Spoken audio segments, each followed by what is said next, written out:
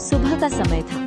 पूरे राज्य में एक ही खबर गूंज रही थी। सम्राट विराट देव आज एक ऐतिहासिक अंतर्राष्ट्रीय यात्रा पर निकलने वाले हैं। टीवी एंकरों की आवाज में ऐसा जोश था मानो सम्राट को यात्रा नहीं बल्कि इतिहास का नया अध्याय लिखने जा रहे हों। ये सिर्फ यात्रा नहीं है, एक एंकर ने गंभीर आवाज में कहा।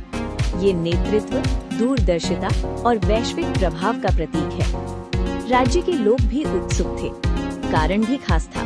सम्राट विराट देव इस बार जिस साधन से यात्रा करने वाले थे वो था विदेश से मंगाया गया एक अत्याधुनिक मेघयान 3000।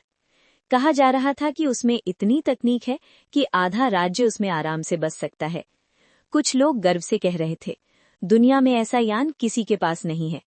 और कुछ लोग धीरे से ये भी जोड़ देते, जितने में ये यान खरीदा गया है, अगर उतना पैसा जनता में बांट दिया जाता तो शायद हर गांव में अस्पताल बन जाता। लेकिन ऐसी बातें आमतौर पर धीरे ही कही जाती थी। महल के अंदर सम्राट के मुख्य सलाहकार चतुरपाल अंतिम रिपोर्ट देने पहुंचे। महाराज, सारी व्यवस्था पूरी हो चुकी है, उन्होंने झुककर कहा। विदेश में हमारे लोग आपके स्वागत के लिए रेड कार्पेट, कैमरे और ड्रोन शो लेकर तैयार हैं। सम्राट ने संतोष से सिर हिलाया। फिर अचानक पूछा, वीआर गेम्स का इंतजाम कर दिया ना? चतुरपाल मुस्कुराए। जी महाराज, नवीनतम अल्ट्रा रियलिटी वीआर हेडसेट रखा गया है। आप अंतरिक्ष में युद्ध भी खेल सकते हैं और मंगल ग्रह पर गोल्फ भी। सम्राट खुश हो गए। अच्छा, मिनी गोल्फ सेट? वो भी रखा दिया है महाराज। यान के अंदर एक छोटा सा ग्रीन टर्फ बना दिया गया है। आप उड़ते उड़ते गोल्फ भी खेल सकेंगे। सम्राट ने हंसकर कहा, वाह, यात्रा लंबी है, समय कट जाएगा। चतुरपाल ने गर्व से बताया, इसके अलावा महाराज, हमने एक एआई डीजे सिस्टम भी रखा है जो आपके मूड के हिसाब से संगीत बजाएगा। सम्राट ने थोड़ी देर सोचकर धीरे से पूछा, उसे तो नहीं भूले हो ना? चतुरपाल तुरंत मुस्कुराए। सवाल ही नहीं उठता महाराज, इस बार तो बहुत बढ़िया इंतजाम है। सम्राट ने भौहें चढ़ाईं। मैं क्या पूछ रहा हूँ? चतुरपाल थोड़ा झेंप गए। एनर्जी ड्रिंक के बारे में। सम्राट ने मुश्किल से अपनी हंसी रोकी, फिर बोले, अरे नहीं, मैं फोटोग्राफर के बारे में पूछ रहा था। ओह, चतुरपाल ने सिर पकड़ लिया। वो तो सुबह से तैयार है महाराज, इतना अभ्यास कर चुका है कि खाली कमरे में भी काम करते हुए सम्राट की तस्वीरें लेने का अभ्यास कर रहा है। सम्राट ने संतोष से सिर हिलाया।